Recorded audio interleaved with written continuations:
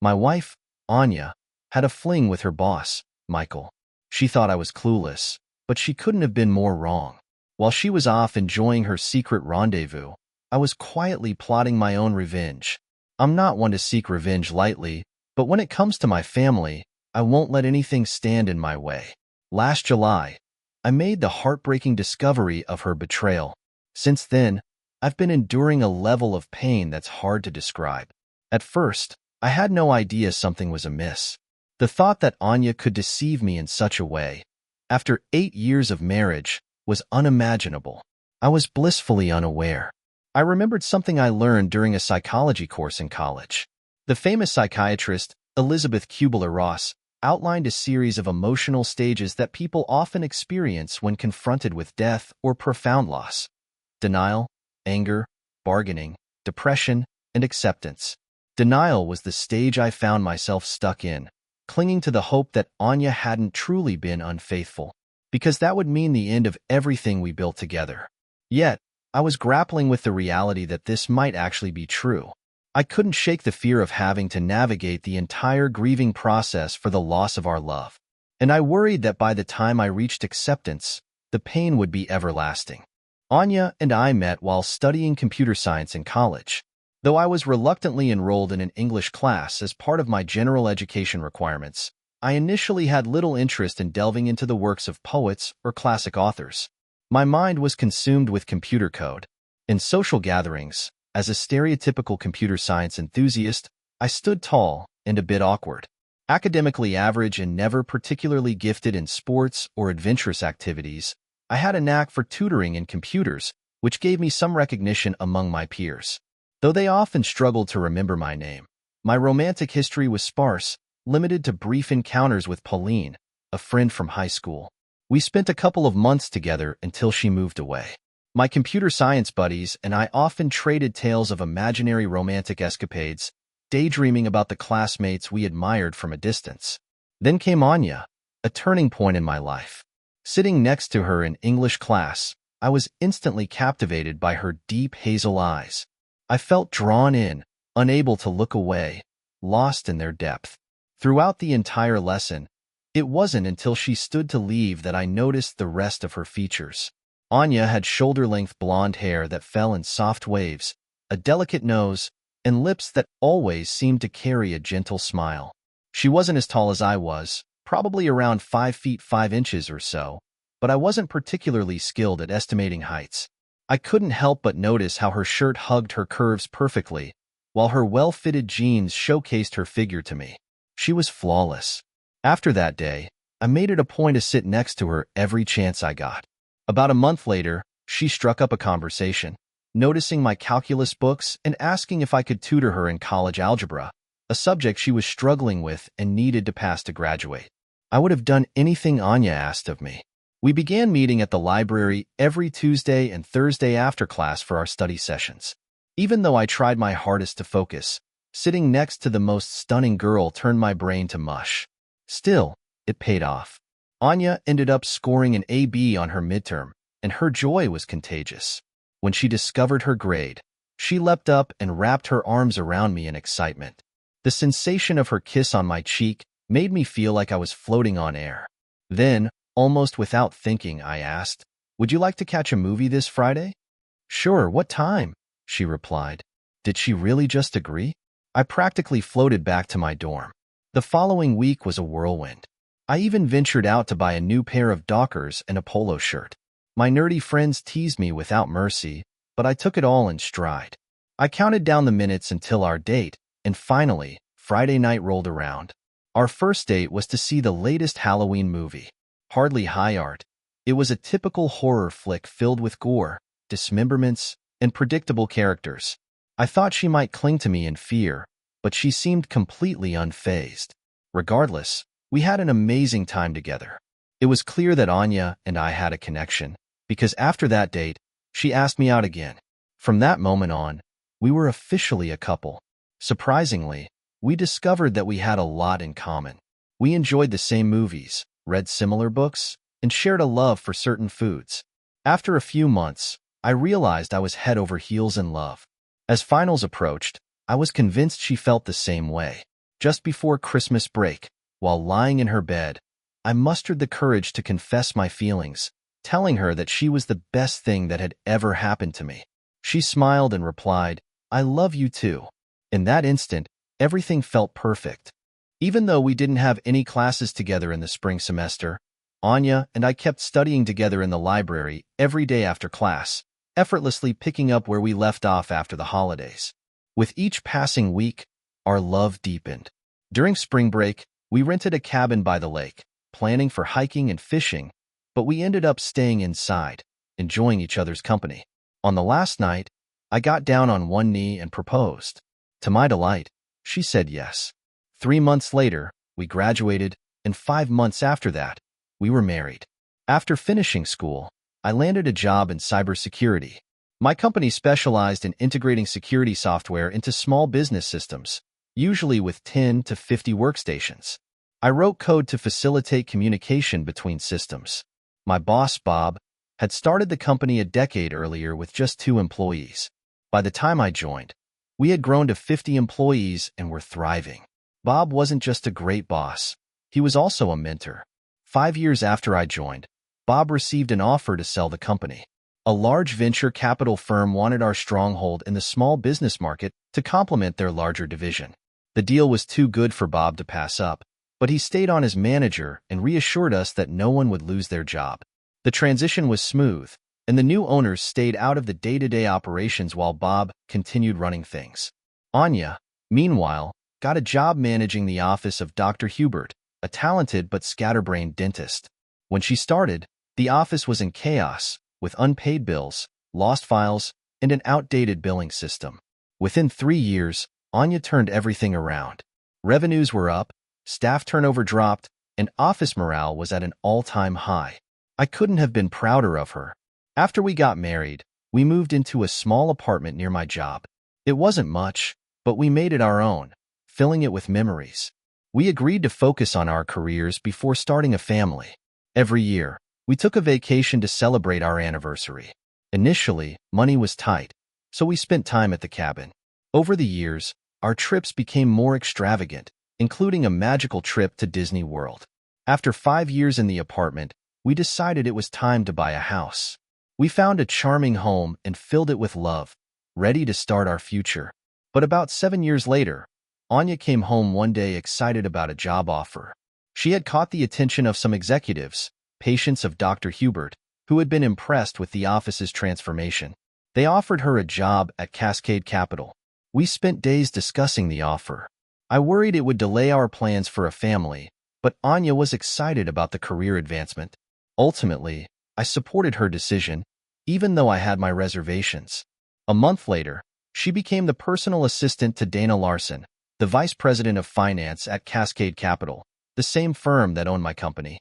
At first, everything seemed fine, though our intimacy started to fade. I blamed her long hours and stressful work.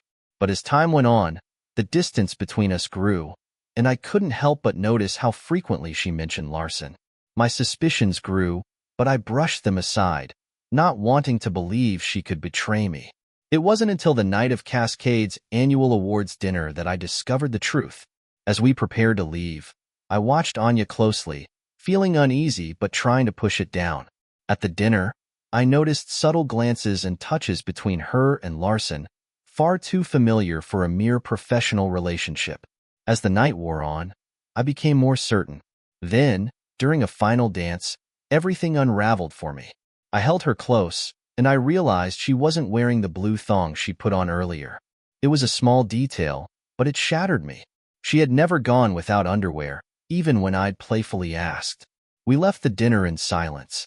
When we got home, she went straight to the shower, leaving me to lie in bed, reeling from the discovery.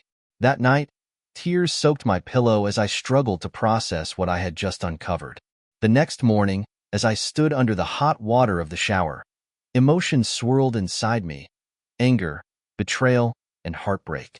I didn't confront her right away. I needed time to figure out what to do next, to decide how to move forward from the wreckage of what had once been our happy life. The next morning, as I stood beneath the scalding streams of my shower, I felt like I experienced the full range of human emotions: love, hatred, fury, and anguish, all swirling together with thoughts of revenge and fleeting moments of forgiveness. I felt inadequate for not safeguarding my partner's loyalty, foolish for failing to detect her deceit sooner, and a strange sense of triumph for finally uncovering the truth. My mind was a tempest of conflicting emotions, a cacophony of thoughts clashing within me. By the end of the shower, anger had taken the reins. He would pay for what he had done. In the days that followed, I searched for ways to make him suffer for his transgressions against my marriage. Even though murder wasn't on the table, I couldn't shake the feeling that ambushing him with a lead pipe to the knees might not be the most effective solution.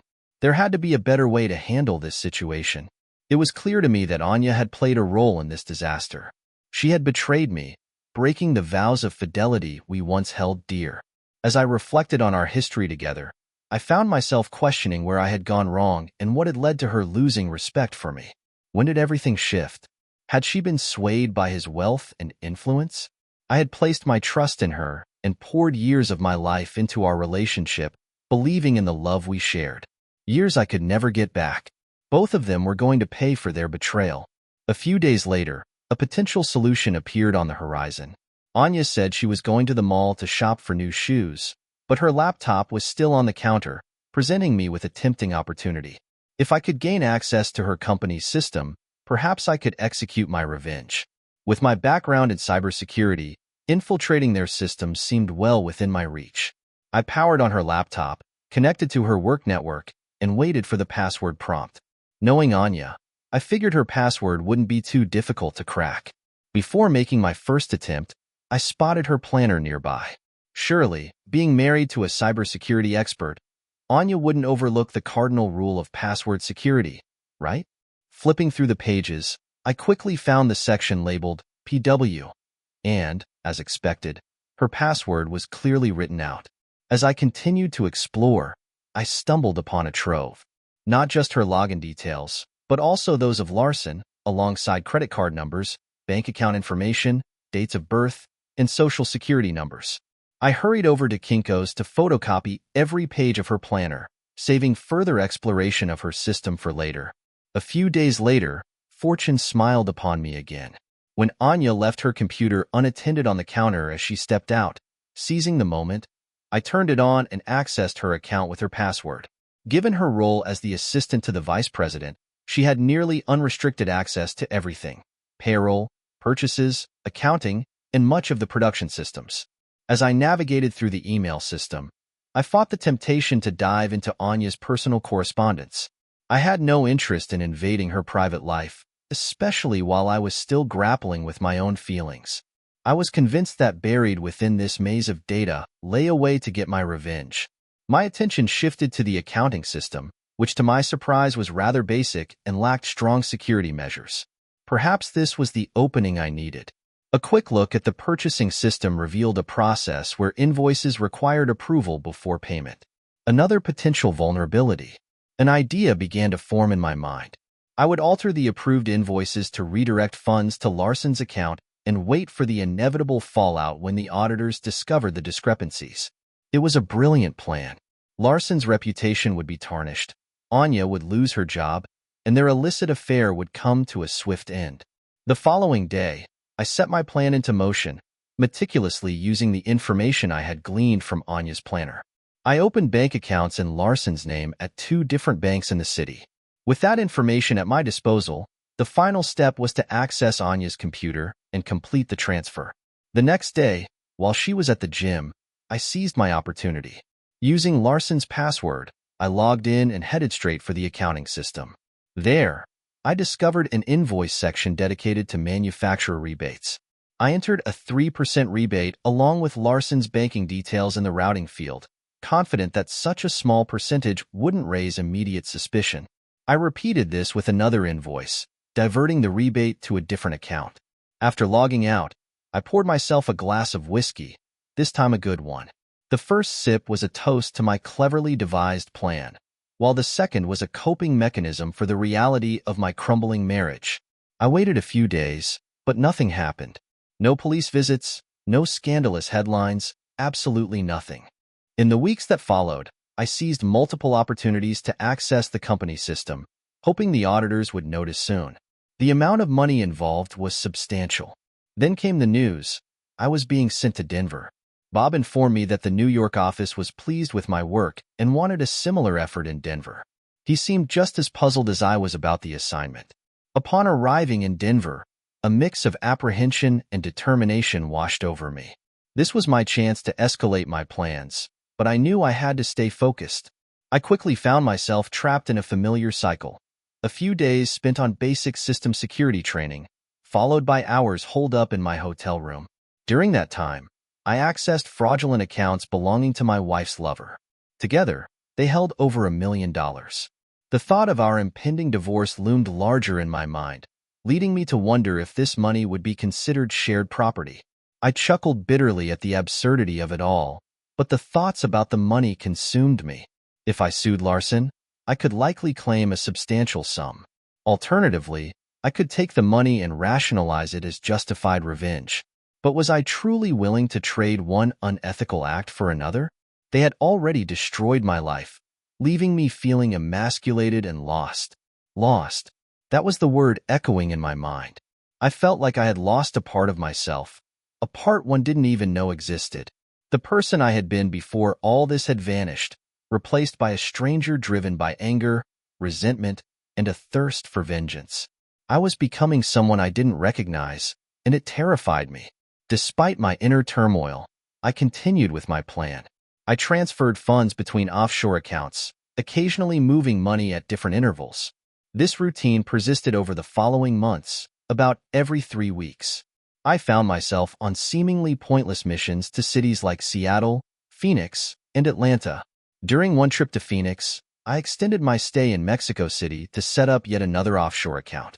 Back home, I routinely accessed Larson's accounting system, adjusting invoices and redirecting funds through local banks before sending them abroad. The intricate planning of these maneuvers became a twisted comfort amid the chaos of my life. Meanwhile, my relationship with Anya had devolved into something resembling mere roommates. Our interactions were limited to brief moments when our lives intersected. Despite my efforts to bridge the growing chasm between us, our connection remained strained. Every attempt at intimacy sparked arguments over trivial matters: how to arrange dishes or where to place a coffee cup. These conflicts felt like deliberate distractions, meant to keep us apart. In November, I pulled off a crafty move that made me feel a sense of pride. I gained access to Anya's schedule and noticed a lunch appointment with Larson. As her lunch hour approached, I bought a dozen roses, hoping to catch her off guard and show her that I still cared. I arrived at her office, where the women admired the flowers, praising me as a thoughtful husband. But just as they were about to head out, I learned Anya was stuck in a meeting. I asked if I could leave the flowers on her desk, and the women obliged.